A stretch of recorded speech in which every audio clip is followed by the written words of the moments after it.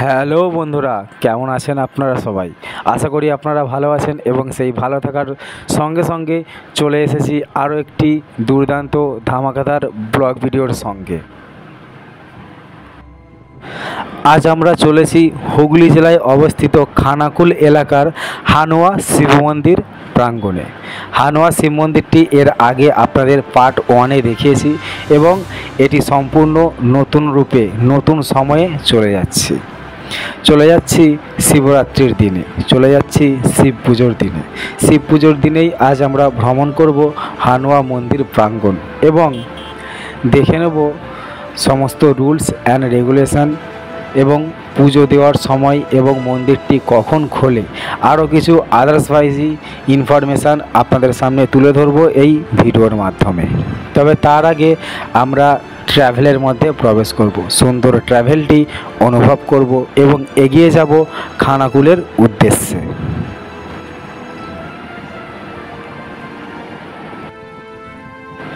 আমরা এখন রয়েছি দামোদর নদীর তীরবর্তী এলাকায়। আপনারা দেখতে পাচ্ছেন রোডের পাশেই রয়েছে ছোট্ট একটি দামোদর নদী। এটি চওড়ায় ছোট কিন্তু লম্বায় অনেকটা জায়গা জুড়ে বেষ্টন করা রয়েছে এবং অনেকটা এলাকা জুড়ে নদীটি রয়েছে। তো সেই নদীর প্রান্ত থেকেই আমরা এগিয়ে যাচ্ছি হানুয়ার উদ্দেশ্যে।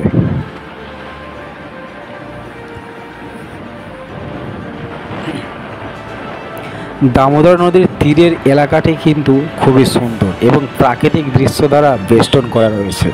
আশা করছি আপনাদের আকর্ষণ করছে প্রাকৃতিক দৃশ্যটি, সেই জন্যই সর্বপ্রথম এই প্রাকৃতিক দৃশ্যটি ভিডিওর মাধ্যমে আপনাদের সামনে তুলে ধরেছি এবং তুলে ধরেছি ছোট্ট একটি ট্র্যাভেল। তো সবার প্রথমে আমরা যে এলাকা থেকে আসছি, আমরা যেই রুট ধরে এগোচ্ছি হানুয়া মন্দির উদ্দেশ্যে, সেই রুটটা আপনাদের জানিয়ে দিতে চাই এবং আপনাদের যে আসার সুবিধাটি হবে সেই সুবিধাটিও জানিয়ে দেব কিছুক্ষণের মধ্যে। আমরা ট্র্যাভেলের মধ্যেই চলে এসেছি বাগসি ব্রিজ। আমরা ট্র্যাভেল শুরু করেছিলাম বাগনান থেকে। বাগনান বাইপাস রোড ধরে সরাসরি একদম সিধে বাইক ট্র্যাভেলে চলে এসেছি এই এলাকায়। তো এই বাগসির ব্রিজ ক্রস করার পরেই পড়বে দুর্দান্ত একটি মাঠ এবং সেই মাঠটি ক্রস করার পরেই ভাটুরিয়া ব্রিজ পড়বে। এই ব্রিজটি ক্রস করতে হবে, তারপরে আরও একটি ব্রিজ পড়বে, সেই ব্রিজটির পরেই চলে আসবে হানুয়া শিব মন্দির। তো আমরা এই বিকেলের সুন্দর প্রাকৃতিক দৃশ্যের মধ্যে কিছুক্ষণ রেস্ট করে নিচ্ছি, তারপর ধীরে ধীরে এগিয়ে যাব সামনের দিকে। হ্যাঁ, এটিও কিন্তু দামোদর নদী। দামোদর নদীর উপর থেকেই বাঁশের সেতু করা হয়েছে এবং সেই সেতু ক্রস করেই নদীর ওপারে যেতে হবে।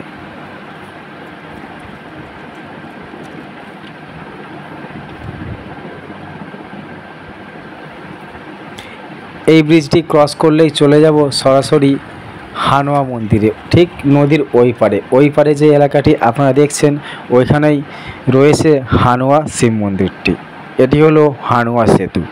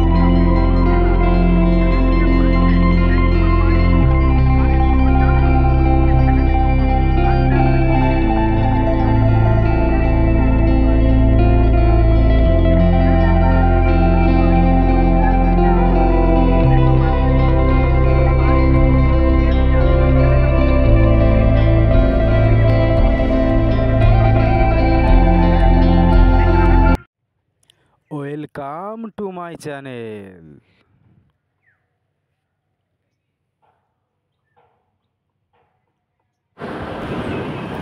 তো তো ব্রিজটি ক্রস করার পর একটি ছোট্ট মার্কেট পড়বে, সেই মার্কেটটি পেরিয়ে এসেই সম্পূর্ণ এই মন্দিরটি নজরে পড়বে, ঠিক যেমন আমাদের নজরে পড়েছে। এবং আমরা এগিয়ে যাচ্ছি সরাসরি মন্দির প্রাঙ্গণে।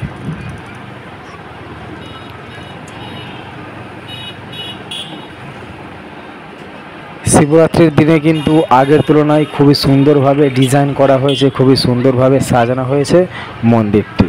এবং এই মন্দিরের পূর্ব দিকে বসেছে গ্রাম্য মেলা, সুন্দর একটি মেলার প্রোগ্রাম ওখানে হচ্ছে এবং তার পাশাপাশি অনুষ্ঠানেরও আয়োজন করা হয়েছে এবং পুজো হচ্ছে মন্দিরের ভেতরে।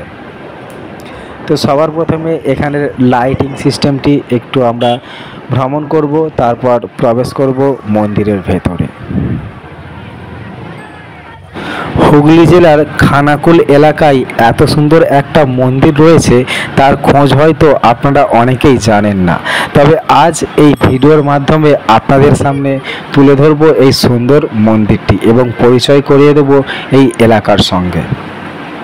তো সবার প্রথমে মন্দিরের যে দরজাটি রয়েছে, সেই দরজার ওপরেই শিব দুর্গার মূর্তি রয়েছে এবং তার সঙ্গে রয়েছে গণেশ ঠাকুরের মূর্তি। আপনারা মন্দির প্রাঙ্গণ থেকেই পেয়ে যাবেন পুজোর ডালি, ঠিক যেমন আমি নিয়ে নিয়েছি এখান থেকে। এখানে আরও নানা রকম দোকান রয়েছে যেখান থেকে আপনারা পুজোর ডালি নিতে পারবেন। পুজোর ডালি বিভিন্ন প্রাইসের রয়েছে, 50 থেকে শুরু করে 500, 250 এবং 100 টাকা পর্যন্ত প্রাইস রয়েছে। তো আপনারা আপনাদের মতো একটি পুজোর ডালি নিয়ে নেবেন এবং মন্দিরের ভেতরে প্রবেশ করবেন পুজো হওয়ার সময়ে। সবার প্রথমে মন্দিরের সামনে আপনারা দেখতে পাচ্ছেন মহাদেব রয়েছেন বা ভোলে বাবা রয়েছেন, উনি ধ্যান করছেন ওইখানে। এবং ওনার ছোট্ট একটি এলাকার মধ্যেই রয়েছে ফাওয়ারার সিস্টেম। ফাওয়ারাটি এখন চলেনি হয়তো কোনো অসুবিধার কারণে, তবে রাতের দিকে হয়তো চালাতে পারে। তো আমাদের আসতে প্রায় সন্ধ্যে 7টা বেজে গিয়েছে। আমরা দুপুর 1টার সময় বেরিয়েছিলাম, অনেকক্ষণ ট্রাভেল করেছি, প্রায় 6 ঘন্টা থেকে 7 ঘন্টা ট্রাভেল করার পরেই আমরা পৌঁছেছি। তবে অবশ্যই মাঝখানে আমরা রেস্ট নিয়েছিলাম, সেই জন্য এক্সট্রা টাইম লেগে গিয়েছে। তো সবার প্রথমে আমরা পুজোর কাজটি সেরে নিয়েছি এবং ধীরে ধীরে মন্দির প্রাঙ্গণটি ভ্রমণ করব এবং আপনাদেরও দর্শন করাবো শিবরাত্রি দিনের সুন্দর মুহূর্তটি এবং মন্দিরের এডিটিংটি।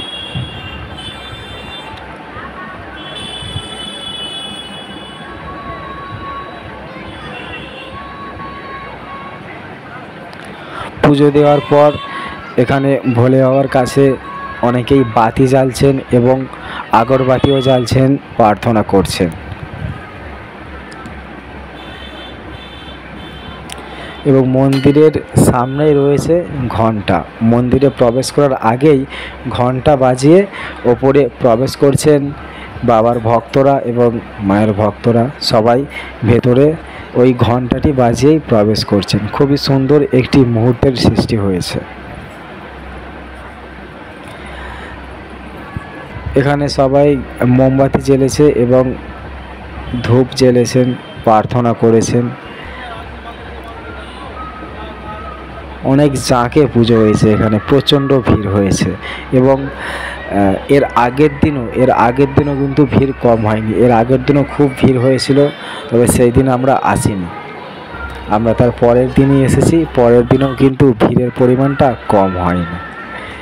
মন্দিরের সৌন্দর্যতা সবাই এসেছেন উপভোগ করার জন্য। তবে মন্দিরটি কিন্তু পুরোটাই রঙিন, সম্পূর্ণভাবে রঙিনভাবে তৈরি করা হয়েছে, কোথাও রঙিনের খামতি নেই। ঠিক যেমন দক্ষিণ ভারতে মন্দির ডিজাইন করা হয়, ঠিক সেরকম ডিজাইন সমূহ এই মন্দিরটি তৈরি করা হয়েছে, ঠিক যেন সেরকমই প্ল্যান। তবে আমরা যতটুকু জানতে পেরেছি, এই মন্দিরের যে শিলা, যে পাথর দিয়ে মন্দিরটি তৈরি করা হয়েছে, সেই পাথর কিন্তু দক্ষিণ ভারত থেকেই এসেছিল। দক্ষিণ ভারত থেকেই পাথরটি নিয়ে এসে মন্দিরটি প্ল্যান মাফিক তৈরি করা হয়েছে।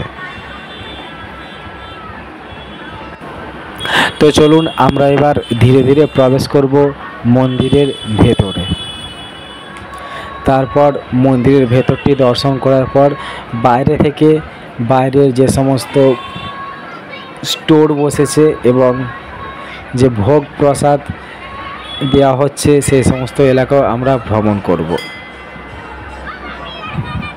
আর মন্দিরের দুই প্রান্তে কিন্তু দুটি পরী রয়েছে, পরী দিয়ে সুন্দরভাবে ফুটিয়ে তোলা হয়েছে। তো ধীরে ধীরে উঠে যাচ্ছে বিভিন্ন ভক্তরা মন্দিরের ভেতরে প্রবেশ করছে এবং আমরাও ধীরে ধীরে প্রবেশ করব।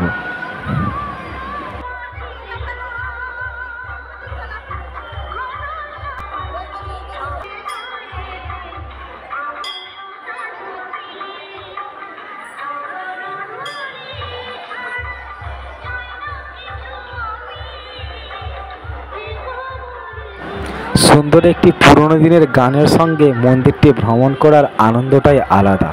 সেই গানটিও আপনারা শুনতে পাচ্ছেন, মন্দির প্রাঙ্গণে বেজে উঠছে সুন্দর সেই গান। এবং এই দিকে যে ডান দিকের দরজা রয়েছে প্রবেশ করার, সেই দরজাটির সম্মুখেও কিন্তু রয়েছে একটি ঘণ্টা। বিভিন্ন ভক্তরা সেই ঘণ্টাটি বাজিয়েই মন্দিরের ভেতরে প্রবেশ করছেন। ঠিক তাদেরই মতো আমরাও ঘণ্টা বাজিয়ে মন্দিরের ওপরে উঠে যাচ্ছি দোতলায় এবং প্রবেশ করব মন্দিরের নিকট, একদম ভেতরের পজিশানে। তবে ওপর থেকে একবার বাইরের দৃশ্যটা এক ঝলক দেখে নেব।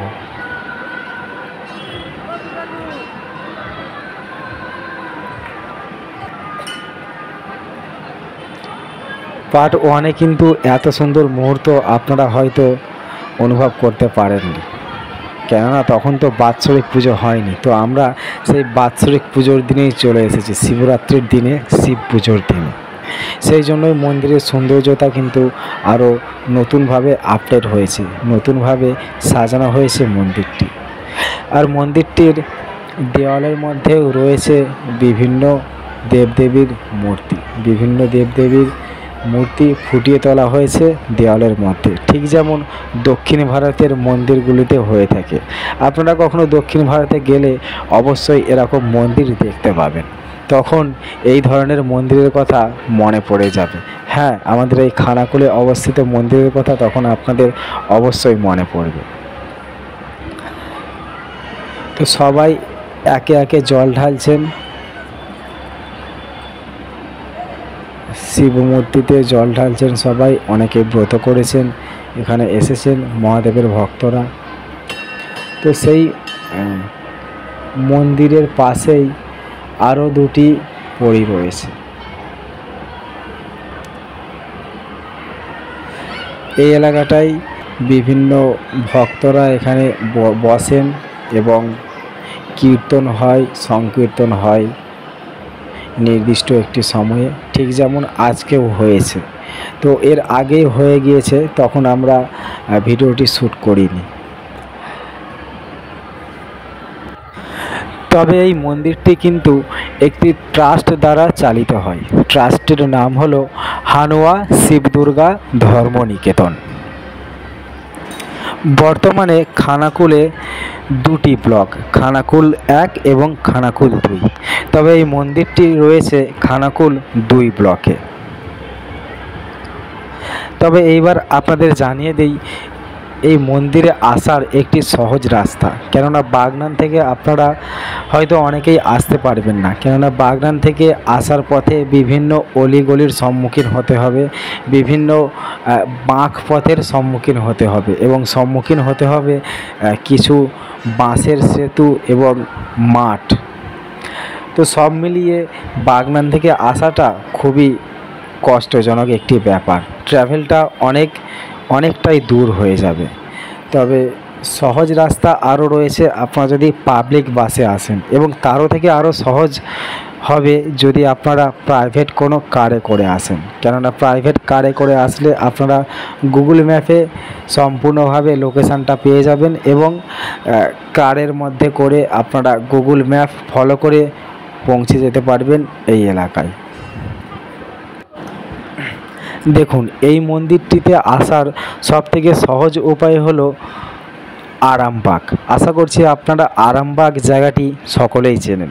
আরামবাগ আসুন এবং ওখান থেকে বাস ধরে রাজহাটি, এবং রাজহাটি থেকে টোটো ধরে সামনেই এই মন্দিরটি।